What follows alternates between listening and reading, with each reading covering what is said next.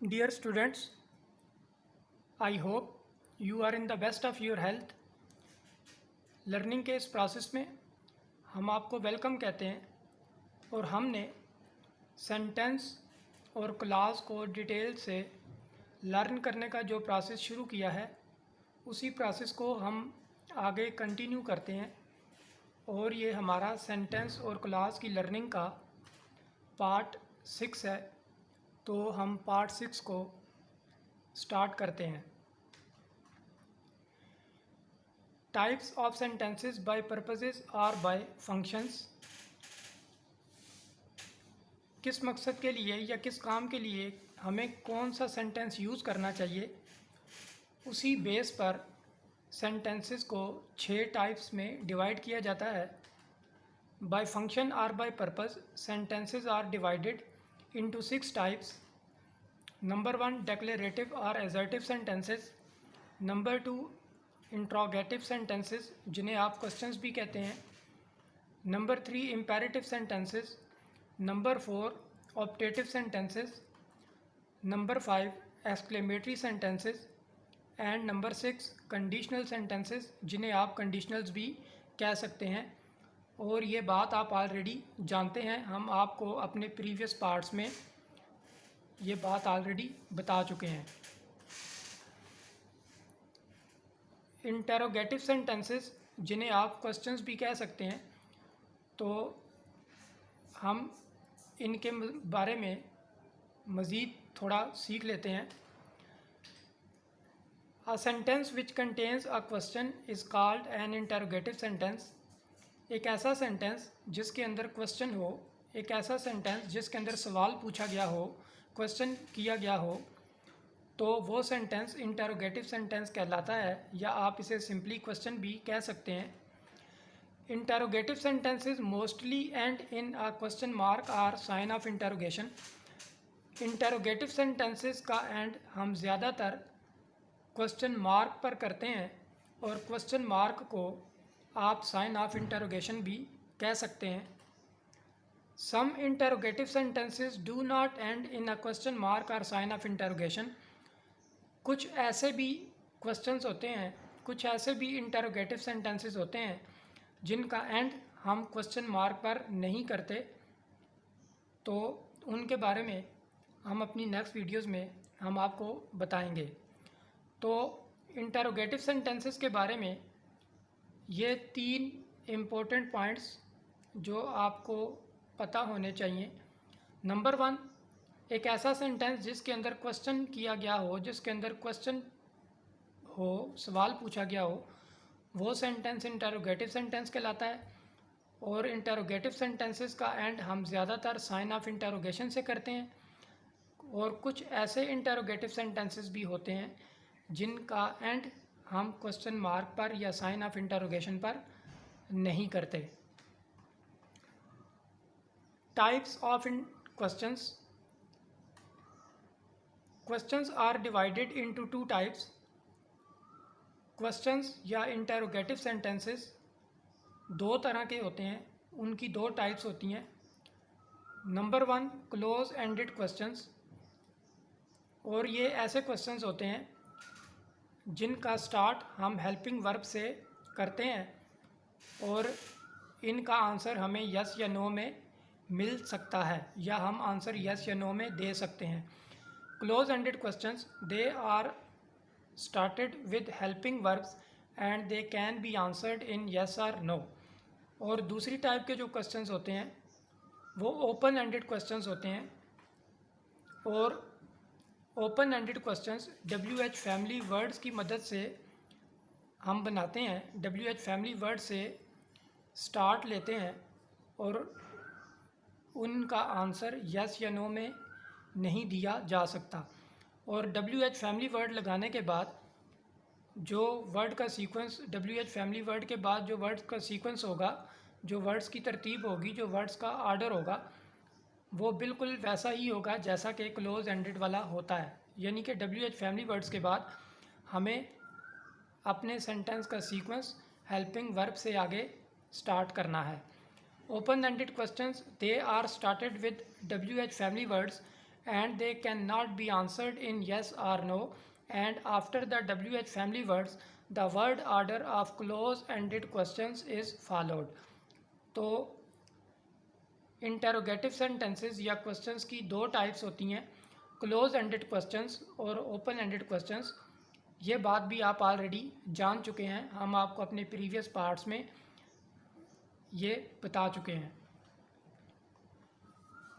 अब हम कुछ एग्जांपल्स देख लेते हैं जो कि क्लोज एंडेड क्वेश्चंस की होंगी, और ये ऐसे क्वेश्चंस होते हैं क्लोज एंडेड, आप जानते हैं कि इनका आंसर हम यस या नो में दे सकते हैं।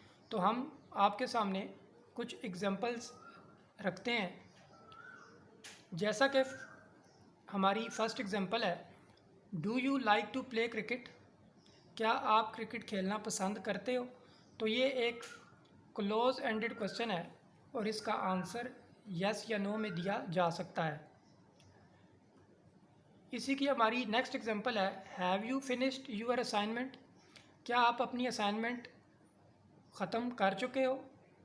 तो ये भी एक क्लोज एंडेड क्वेश्चन है, इसका भी आंसर यस या नो में दिया जा सकता है। इसी की हमारी थर्ड एग्जांपल है, is John going to Karachi next week, क्या जॉन अगले हफ्ते कराची जा रहा है।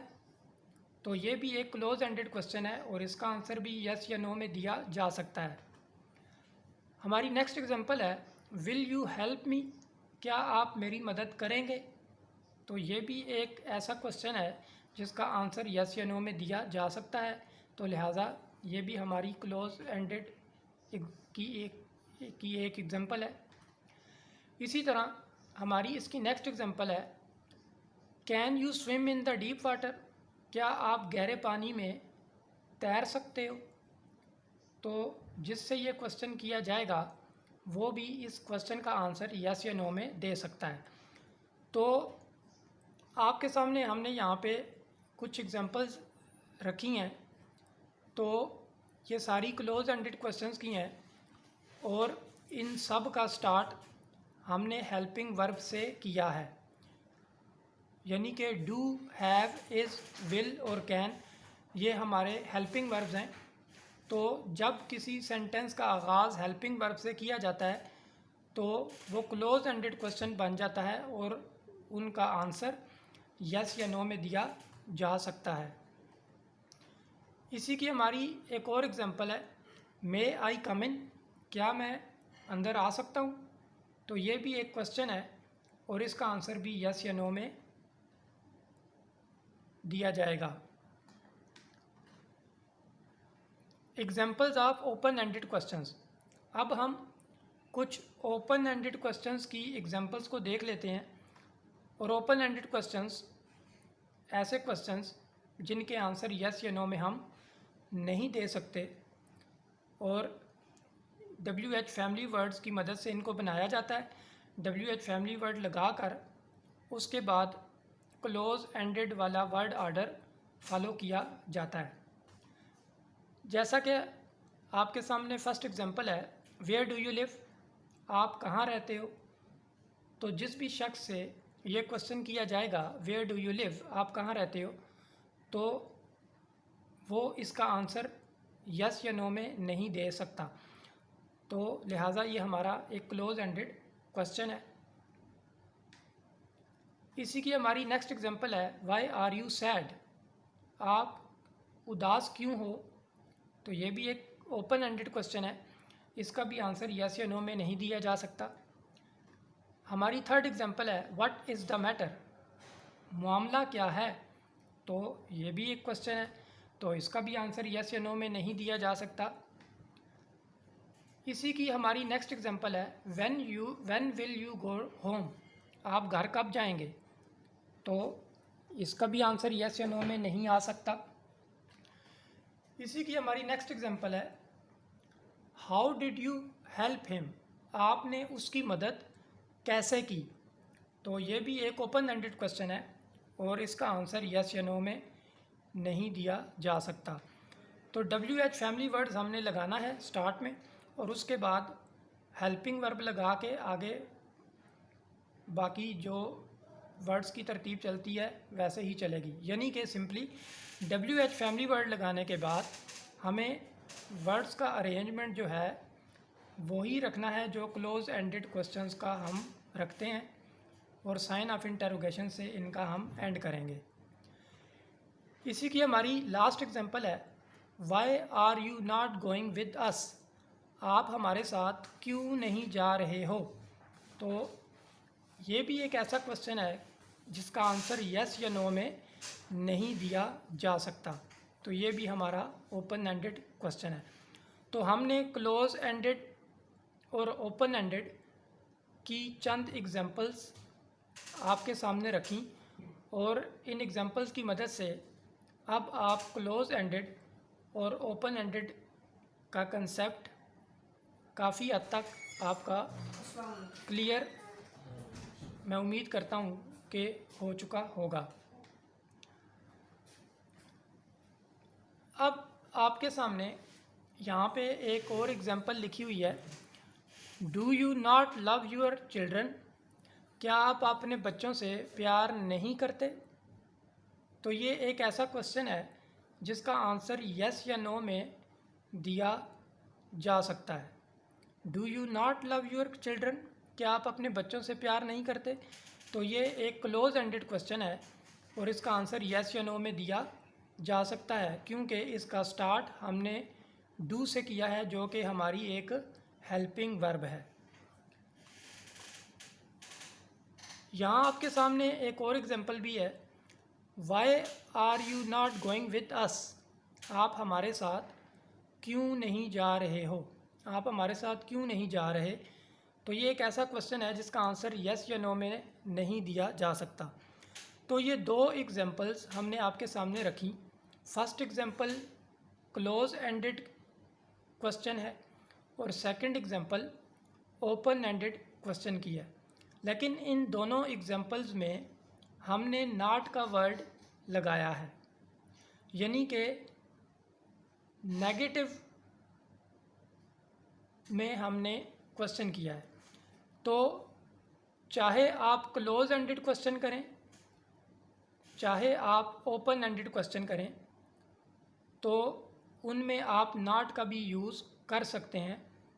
तो इसका मतलब ये हुआ कि जो हमारे इंटरोगेटिव सेंटेंसेस हैं वो नेगेटिव भी हो सकते हैं, वो क्लोज एंडेड हैं या बेशक ओपन एंडेड हैं, वो नेगेटिव भी हो सकते हैं।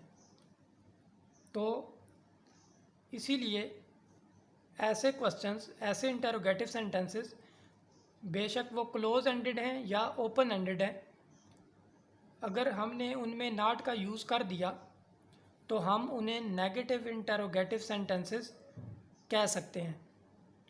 और negative interrogative sentences close ended भी हो सकते हैं और ओपन एंडेड भी। ये जैसा कि आपके सामने जो दो एग्जांपल्स हमने आपके सामने रखी उसमें वाज़े है। फर्स्ट एग्जांपल क्लोज एंडेड की है और सेकंड एग्जांपल ओपन एंडेड की है, लेकिन दोनों में हमने नॉट का यूज़ किया है। तो यानी कि ये दोनों एग्जांपल्स क्लोज एंडेड भी हैं, क्लोज एंडेड है फर्स्ट एग्जांपल, और सेकंड एग्जांपल ओपन एंडेड है जिसमें नॉट का यूज़ किया गया है। तो इससे ये चीज़ साबित हो जाती है कि जो हमारे क्वेश्चंस होते हैं बेशक वो क्लोज एंडेड हों या ओपन एंडेड, वो नेगेटिव भी हो सकते हैं और उनमें हमें नॉट का यूज़ करना होता है। तो चाहे क्वेश्चंस क्लोज एंडेड हों चाहे क्वेश्चंस ओपन एंडेड हों, अगर उनमें नॉट का यूज़ किया जाएगा तो वो हमारे नेगेटिव इंटरोगेटिव सेंटेंसेस बन जाएंगे। आप उन्हें नेगेटिव इंटरोगेटिव सेंटेंसेस कह सकते हैं। तो negative interrogative sentences can be both close ended and open ended. तो वो क्लोज एंडेड भी हो सकते हैं और ओपन एंडेड भी। एग्जांपल्स की मदद से मैं उम्मीद करता हूँ कि आप इसको समझ चुके हैं।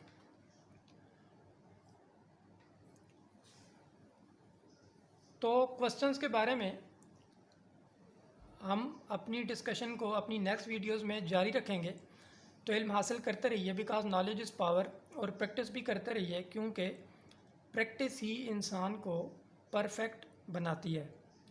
अपनी इसी बात के साथ हम अपनी इस वीडियो को एंड करते हैं। See you in the next video. Till then, stay happy and take care.